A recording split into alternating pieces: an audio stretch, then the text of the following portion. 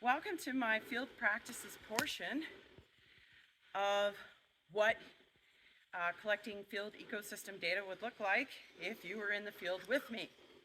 So right now we're along the mighty Mammon River on Haida Gwaii, and we're in a second growth forest.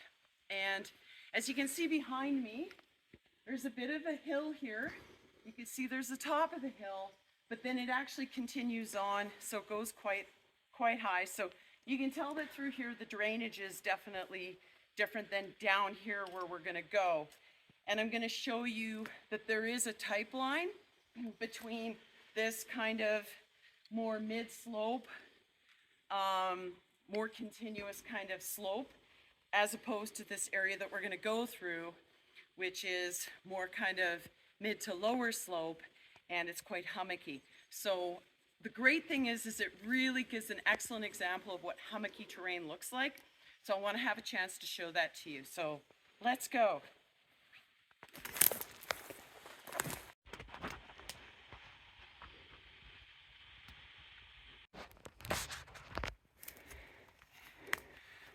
The formation of these lower slopes is somewhat bedrock controlled and colluvium deposits.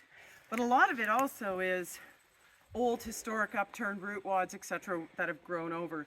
So this is where you get this very hummocky terrain. And you can see that if I walk another 5 meters, I will pop out of sight.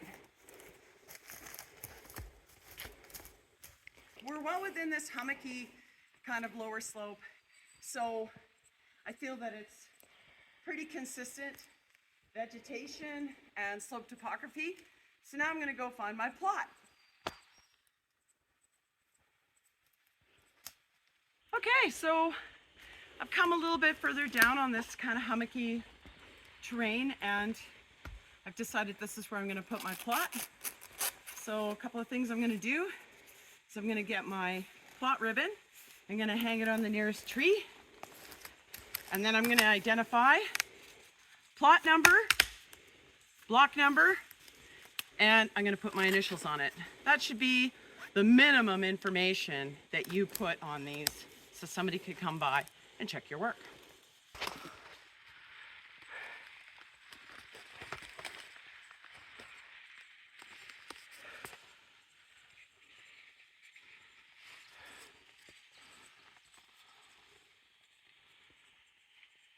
So now that I'm at my plot, the next thing I'm going to do is, whether you have an Avenza, whether you have a Garmin, you're going to take your location and your elevation.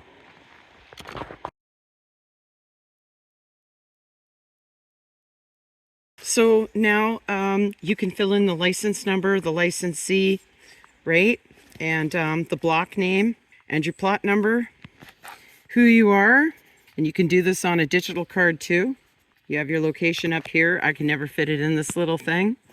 Now, I know I'm in the coastal western hemlock, and I know I'm in the WH1 because I got that information from my QGIS and my mapping, right? So that's pretty straightforward. The next part we're going to fill in is this. So we need to take a look at some of the information and fill it in. So here we go. The first thing we're going to do is we're going to look at slope and aspect. So those are really simple. That's just like as if you're doing any other kind of field survey stuff. Basically, my slope looks like it's more or less going this way. So I'm going to take my bearing with my compass.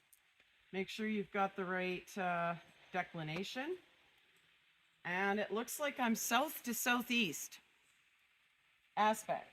So you can write the bearing, or you could just write, in my case, I'm just going to write south-southeast.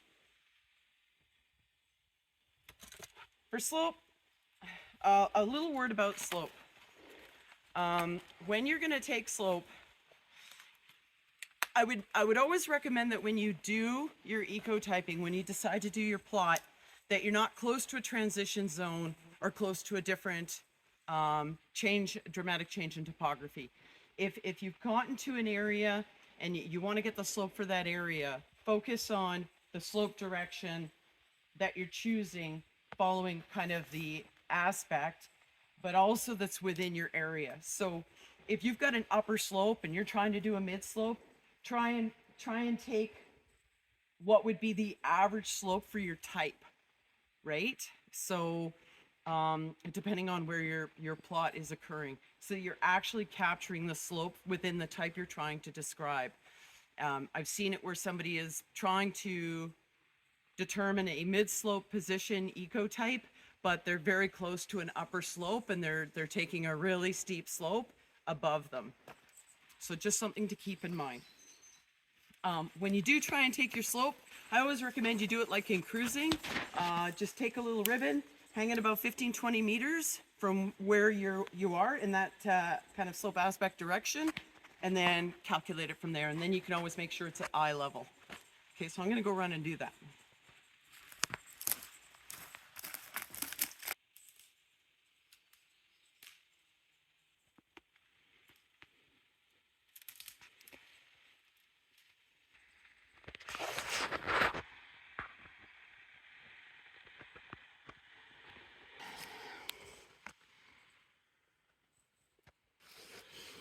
And so I'm asking myself as I look at this lower area, that measurement of 15, do I think that's representative of the area I'm in? And I would say it's around 15 to 20. So that's okay. You can go 15 to 20 and put in a little adjustment, a little professional discretion. Okay, the next thing I'm going to do is I'm going to look at slope position, surface shape, slope length and uniformity, and continuity. So like I said, I feel like up there was kind of a mid slope, and we're coming down here, we're mid to lower. I'm going to go with lower slope. I feel like I'm well within the lower slope, and you saw me up there with the high kind of slope areas, and that it actually goes quite a bit higher from there. We're on the coast, so things look a little different. This is lower slope. What's the shape? Well, the shape is hummocky. It's very Humpty Frumpty Bumpty, and even if I walk along this thing, this, not just up and down, but if I walk along here, there's a lot of up and down, up and down. And actually for Haida Gwaii, we do have a lot of hummocky terrain, FYI. And I would say that overall, like when we're talking about slope length and uniformity, remember we're talking about if the slopes are changing in less than 150 meters, it's short and broken. If it's happening more than 150 meters, it's considered more long sloped, if that makes sense. Okay, so we're gonna go, it's short, we're gonna call it broken, and I'm gonna say this type of form, like this short broken form, is continuous. Also for this area, I have no gullies. Okay, so this is what my card looks like right now. So usually at this point in time, I dig my soil pit because I like to do all my photos at once. So I'll take, for clients you should have, and for yourself professionally, you should have a minimum of 3 photos. You should have a photo of the trees, the overstory stand, you should have photos of the vegetation that you'll be looking at, and you should have a really nice, at least one good profile picture of your humus form and your soil head on. So we'll do that in a second, and then I'll show you what that looks like.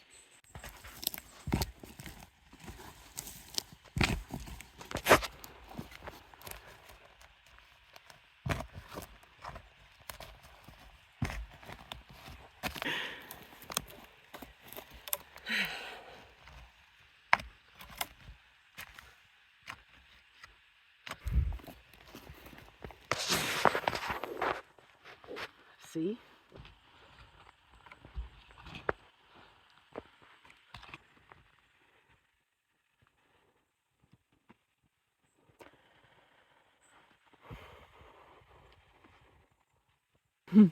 So beautiful.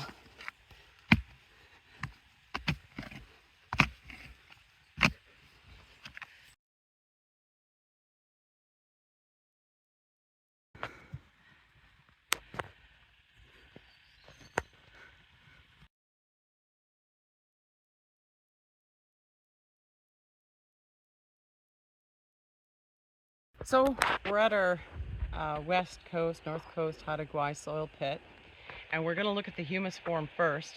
That's everything above zero. Zero down is how we measure soil pits. But we're going to look at the humus form first.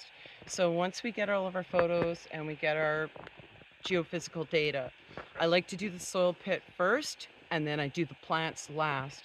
A lot of times we're in burn areas, or we're in clear cut areas, or in regenerating areas, or second growth areas. And so sometimes things can trip you up. It's a little bit more extreme in the interior than it is on the coast. But so, here on Haida Gwaii, water is typically not a limiting factor. It's usually sunlight. We have a south-facing slope. So, basically you have ideal growing conditions here. So that's going to be reflected in the soil pit and the humus form. So on the west coast, you can have really thick organic layers. But I think we're going to see something a little bit different here. So when we look at this humus form here, and remember, the humus form is only that which is organic. There's no mineral incursion. As soon as there's organics mixed with minerals, you're in the A layer. So let's take a look. You can see there's a lot of spruce roots because they like to be close to the surface if they think there's any chance of getting lots of nutrients. But you can see I've got a bit of fermenting material here. And then right away, we get into a bit of compost. Now that right there is got no minerals in it. It's pure composty type material. But look at how thin it is before the mineral soil takes over.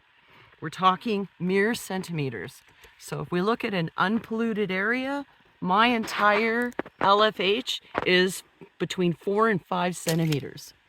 So you could see like 4 to 5 centimeters we're in the humus form. And so now we just got to break down how much of that is humus and how much of that is litter and fermenting. Well, I don't need to tell you that it's very friable. We're definitely not in a moor. It doesn't come off like a toupee. It comes off, it's quite friable. And you can see, like when I look, there isn't as much mycelium as we see in northern boreal type of soils. There's a lot of insects and bugs in here. It's definitely behaving more like a motor. So we would actually classify this as a motor. So we know we've got a motor humus form, but even if we didn't, we could just do the measurements and the measurements would tell the story, because the majority of this is actually that beautiful humus form. I would say, like looking around my pit, I'm looking at about 2.5 to 3 centimeters of this compost, and maybe 1.5 centimeters of fermenting. So that's what I would write down in my booklet. So right away I flip my page over, and under litter, like I know I've got, what did I say? I've got 2.5. I've maybe got 1.5. Oh, 1.5. Okay. So, and I said, let's say best case scenario is 5 centimeters. Best case scenario, right? And I've got 1 litter.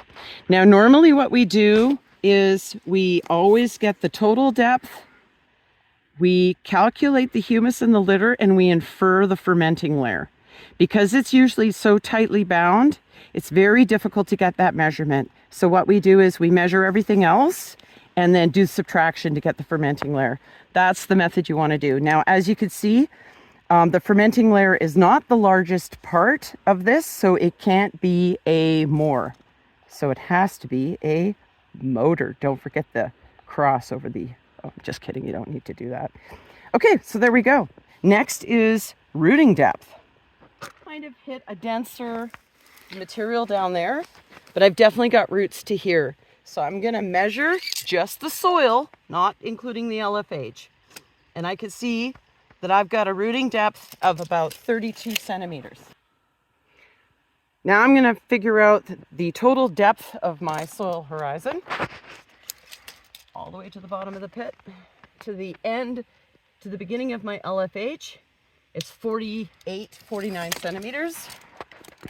So the next thing I'm going to do is I'm going to look at my A layer.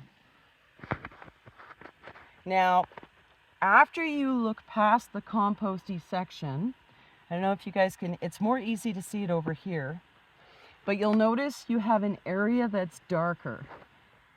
because the organic material is going into this top layer and making it it's making it more chocolatey and less orangey. I'm gonna try and show you a dramatic example by pulling it out of the pit. Can you guys see that difference in color? It's hard to see it in the pit, it's easier when you see it in my hands. But I would be more inclined to call this my AH layer and this my BFH layer. Okay, there's still organic, because this is the West Coast, you're still getting organic chocolatey material going into your oxidized B layer.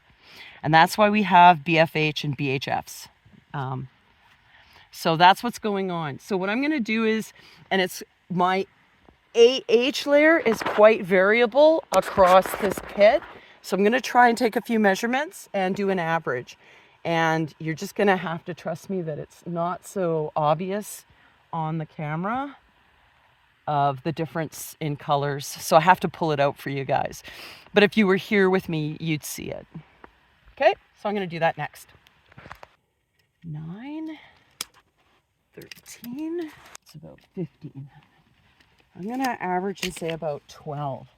So what I'm going to do is I'm going to write an AH layer that's from 0 to 12, 12 centimeters deep. Now, because there's so much organics in an A layer, I don't typically texture it. Okay, what I do is I texture my B layers. So we'll do that next. After this, we get into that much more orangey type layer, which is my B layer. Now, I know if I go deep enough, I get into a more dense B layer, but I've got this one B layer, and then I'm gonna grab my shovel to show you guys that lower layer. You see how much harder it is? There's a lower, now I don't think that's the C layer, but there's definitely a lower, more dense, platey B layer below that. So I'll texture that in a bit, but that's what it looks like. Just so you guys have it. There. It's probably got a little more silt or clay in it. We'll find out. Okay, so the first one, because it's very orangey brown, I'm going to call it a ferrohumic podzol. BFH. And that's going to go from 12 to, it's about 25 centimeters. 20 to 25. So that would take me to, if I go, let's say if I go 22, if I take the average, 22, that would be 34. Okay. So it's nice I can do that on these cards because I can't do this on the digital ones. You're always welcome to make your own fill-in cards that are a little bit better than the government issued cards. Okay, so let's see what's going on next. The lower layer. Let's get the layers first before we get the coarse fragments, the type of coarse fragments, and then we'll figure out the drainage. You guys can always go B1. That's not a problem. You can have multiple B layers. You can go B1. You don't have to be a soil scientist. That's perfectly fine. And we know we're going from 34 to 49. Okay? So that's 15 centimeters depth. Okay, so I'm going to go and I'm going to texture my BFH layer. So I'm going to get a nice little bright orange sample. I might even change that to BHF. Okay. And the first thing I'm picking up, okay, so we've got definitely less than 50% sand. And it's definitely not really making much of a cast. You can see, like, doesn't really want to stick together and make a cast. It's slightly gritty, very slightly gritty. So I would say it's a silt loam. It's between a silt and a silt loam, but we're going to go with silt loam because it's, even a pure silt can do better worms than this. Okay, silt loam. We don't have to do plasticity. And now I got to figure out coarse fragments. So I'm going to show you how I did it. So when I was digging out my pit, I was paying attention to the amount of rocks that were coming out. And I was noticing it isn't a lot. But what I'll do is I'll take out a sample. Ooh, you can see there's a bit of turbated. See, that's some turbated organics that happened in the soil. But anyways, so like as I break it down, I'm like getting very minimal gravels. You can see they're very angular, which is classic for colluvial soils. You know, fractured bedrock and colluvial soils, you tend to have this type of rock. And I'm gonna say, like, you know, I get a sense of like I have a pile in my hand, and then I work out how much of my hand is occupied by rocks, right? I got a big one there, you know, and then I try and get an estimate based on what I've dug up. Because I mean, that little hole is a small sample. But even so, like with that little sample I just did, probably a good 30%, 40% of my hand was rocks. So I know, and then I look at around, and it's probably safe to say somewhere in the middle, I'll go with 35% coarse frags. I didn't see anything, didn't dig up anything that was super big. So most of it, like almost all of it, was gravels. So I can go G 100%, 100% gravels, right? So that's what I do. Okay, guys, I just wanted to show you something. I did look at that compacted silt that was compacted soil type that was below my upper B layer, and it's still typed out as silty loam. But what I wanted to point out to you guys is that when you look at the amount of sand and silt, or sand and clay, that can be in a silty loam, it varies quite a bit, right? From like say 11 or 12% up to like 27%. That's quite a difference. And you will see that there's a difference, like if there's a lot of pressure, say deeper down in your soil pit, you'll definitely still be technically in a silty loam, but it might plate up on you. Here we've got coarse frags and everything. It's definitely not a BT layer, that lower layer. That's why I called it a BM. Sorry, a B1. Okay, but they're both still silty loam. And I found that I had about 10% less rock, so I wrote 25%. They were all gravels. Some platy rock. Yeah, so it's a silty kind of loam soil. I do see a little bit of what looks like a bit of mottling and stuff. Nothing too strong. I'm going to call it a moderately well draining soil. Okay. And seasonal soil factors.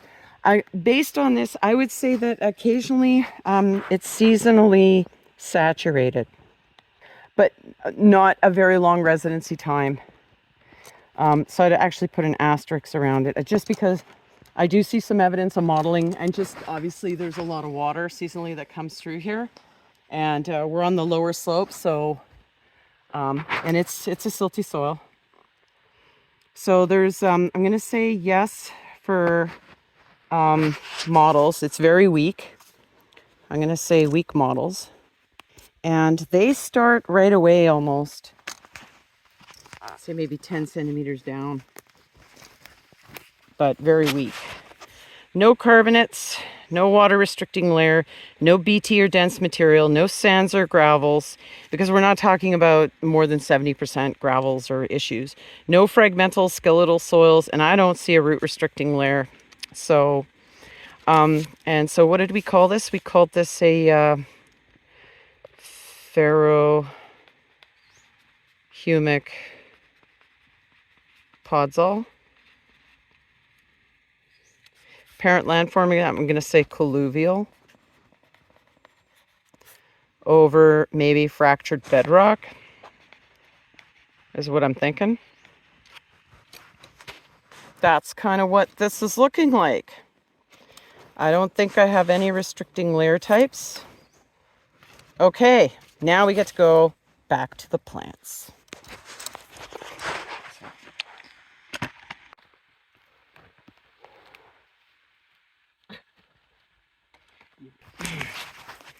Okay, so in your FS 660 cards, if you can't find them anywhere else, in other books too, they have these examples of crown closure.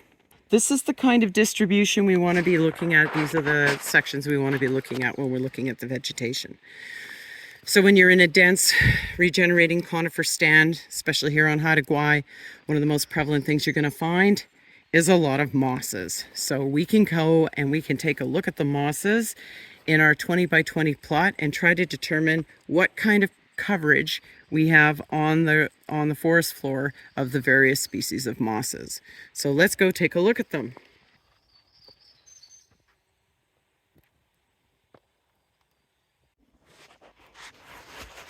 Okay, so here we have some of the mosses that I've picked up on the site.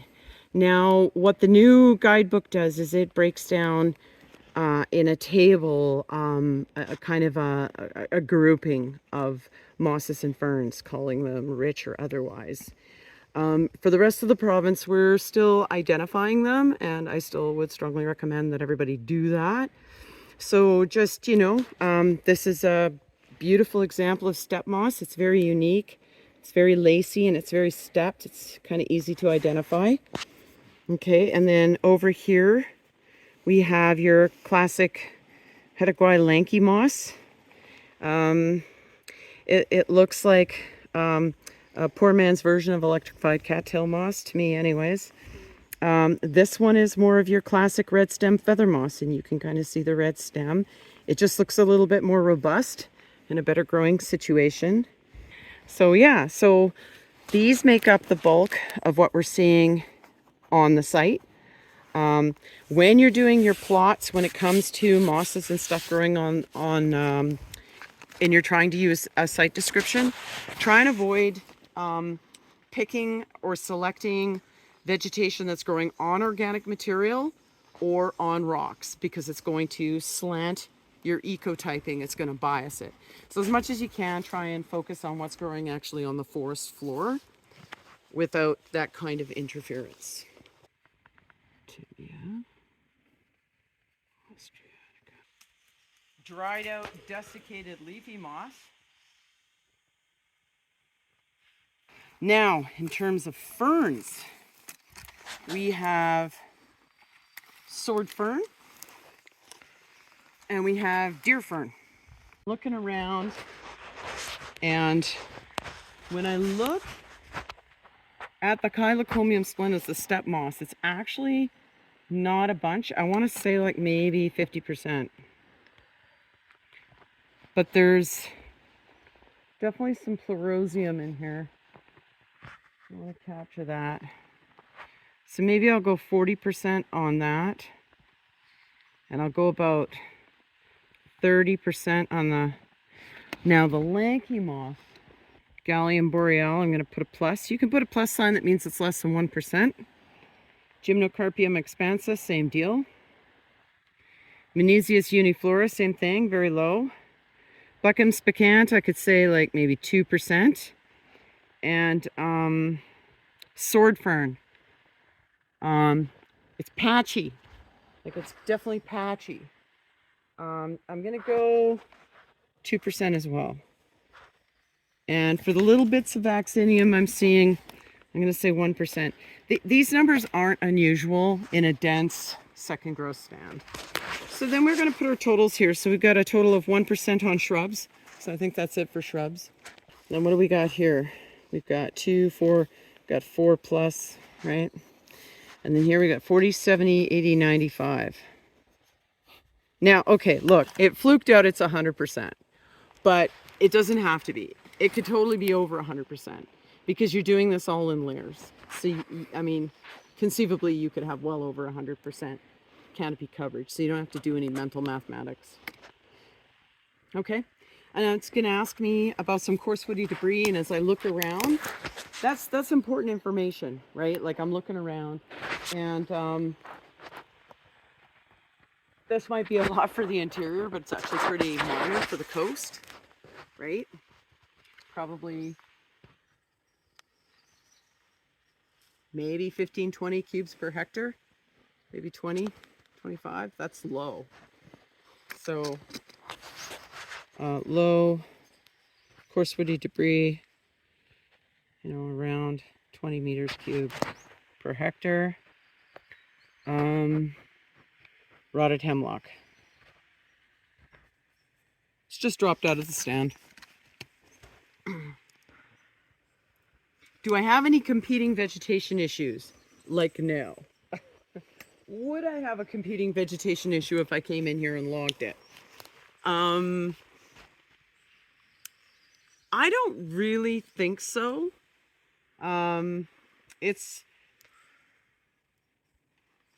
I don't get the feeling that there's going to be like a gross ingress of, you know, I don't have any alder here. It's nothing, you know, but there might be a concern for invasives. And that's due to shallow LFH, right? Humus layer shallow. So a machine can come in here and turn over that, expose the soil super easy. So this site would be really, really susceptible to invasive plants, right? So the machinery in here would have to be, like you'd have to grass seed or plant it immediately, or just be aware that invasives could come in here. So often with your SP cards too, you want to be able to fill in your information beyond what's a commercially valuable tree. You're going to have a timber cruise that's going to tell you what everything is over 12.5 or 17.5 centimeters DBH. So you want to be able to get the information for everything below that. If I look around, you know, from a coastal perspective, we don't have any vets here, right? None. The mature, you can definitely take a look. You can look around. If it's easier for you to flip out a bath and swing a bath prism around, you know, but I'm looking around, and basically it's about 90% spruce. So I'd go spruce, it's Sitka spruce, 90. And then it's about hemlock, 10. And then in brackets, I'll write alder, which is DR. Okay? Because there is a little bit of alder in here. Red alder. Red alder. It's a commercial tree. Okay? And then if I'm trying to estimate the stems per hectare, I literally can go in my brain and I'm just like, you can swing a bath. You can like look and kind of do an estimate. Like I try and get an estimate if I'm like 4 meters away and I swung a plot cord around, how many trees would get in, right? And I got 1, 2, 3, 4, I got about 5 trees in. And I'm in kind of an open area, so I know it's a little bit denser in other parts. So if I got 5 trees in times 200, because that's what it would be per hectare, it's about 1,000 stems per hectare. So I got to modify that a bit. Probably about 800 or 900, but you know, so I can humbly go 850 here, stems per hectare. It's quite a bit. It's a pretty productive area. Poles, that would be the smaller stuff. So that's 7.5 centimeters DBH to 12.5 centimeters DBH. I got maybe, looking around, a lot of those are hemlock, I'm noticing. I'm going to say most of my poles are hemlock when I look around. Got the odd alder. So I would say hemlock 70, spruce 30, and it's much less. Maybe 150 trees per hectare. Saplings.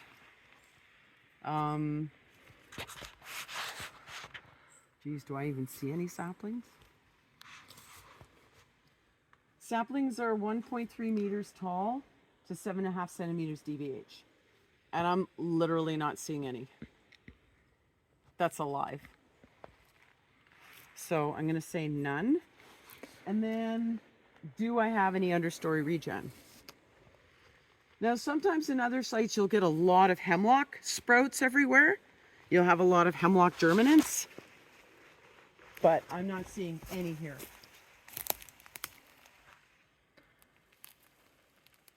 When we were walking around, we didn't see any either. I mean, we got a couple on logs, but I don't like to include that. So, I mean, realistically, so I got a few on logs. I can go hemlock. They only occur, it's 100%. They only occur on logs. And when it comes to that kind of stuff, it's just like, it's pretty rare, the odd one. These logs down here don't really even have any. So I'd say maybe, again, about 150 per hectare. And for germinants and regen, that's pretty minor. So that's it. Layer condition. So like if you're in a hemlock stand, do you see a lot of evidence of mistletoe? If you're in a spruce stand, are you seeing lots of evidence of damage or any kind of insects or pathogens? No. This is an incredibly healthy looking stand. The few mushrooms we've seen are just like saprophytic, not parasitic in any way. It's a pretty darn healthy stand. So I'd say healthy, regenerating. So it's approximately 60-year-old stand.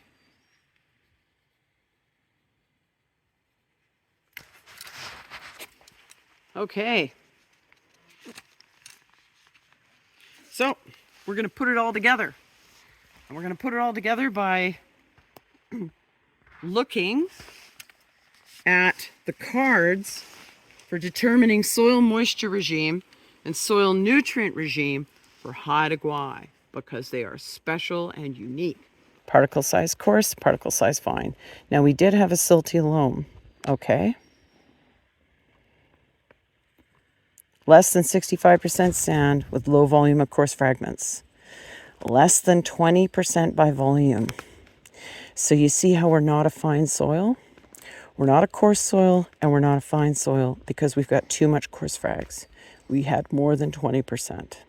So this is a section here that's really important when you're doing coastal stuff. Know when you're in a particle size coarse and when you're in a particle size fine. And then colluvial. Remember, we know we have colluvial soils. Colluvial rocks, not a colluvial soil, sorry. LFH, like our organic, remember our humus form? Is it greater than 30 centimeters? It wasn't, no. Is there wet soil indicators present? No. Was the soil shallow? No. Was the particle size coarse? No. Was the slope greater than 35%? No. It puts us in a 3 to 4. Got that? So we know our moisture regime is 3 to 4. Okay, let's keep going. Now we're into nutrient regime. Here we go. Do we have a wet soil? No. Was the soil depth less than 30 centimeters? No. Keep going. Was the LFH greater than 40? No. Was it a motor? Yes. Was there seepage present? No. D. We're in a D, 3 to 4, kids. Here's the Haida Gwaii grid. 3 to 4, D. Are we in an 05 or are we in an 11? A 111, sorry. Let's go find out. 05 is a cedar spruce sword fern. That seems possible. What's an 11? Cedar spruce foam flower. We didn't see any foam flower. Well, okay, let's... Drier forests. Productive with sword fern present in the understory. Other ferns often present as well. Most common on colluvial slopes and base-rich bedrock. Ooh, God, that sounds really a lot like us. What's this one? Productive forests. Moist productive forests of hemlock, spruce, cedar on mid to toe slopes with scattered occurrence of rich site indicators such as lady fern, none of that. Oak fern, there was a little bit. No foam flower. We didn't see any palm tree moss. So 05 and the 011, or the 111. So you can see in the 5, it's heavy to spruce. The 11, not quite so much. Okay, those look similar. Okay, looking similar. Where is there a difference? Okay, here's an interesting one. Sword fern occurs in the 05, but not in the 111. Rich ferns occur in the 105, but far more in the 111. And I wouldn't say we had a whole bunch here. We had some. It's a 105. Cool. So we're in a 105. It's more of an upland drier forest, whereas the 111 is more lower lying. So we are lower, but we're not low enough to be a 111. So we would call this a 105. And there we go. It's the spruce sword fern ecotype.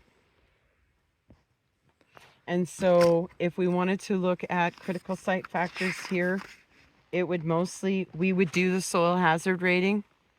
We don't have a sensitive soil. We know that because there's no clay here. But the rules for site sensitivity are different on the coast than they are in the interior. And that is how we do the ecotype for this plot.